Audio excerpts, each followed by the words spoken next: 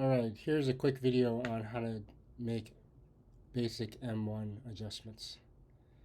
So the first one would be income that's not on the tax return. So simply just get M1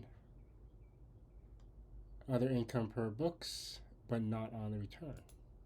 So just select that and it'll make the journal entry here automatically setting your offset account, and you can see in the M1 report you went from 105 went from 105 to 85 because you've reduced your taxable income. The next basic one is non-deductible expenses. So these two you can mark as M1. Other deductions not on return. So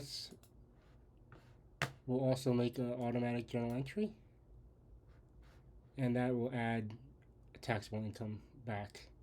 So in net we have 9,000 reduced, so you went from 105 to 96 as reflected here.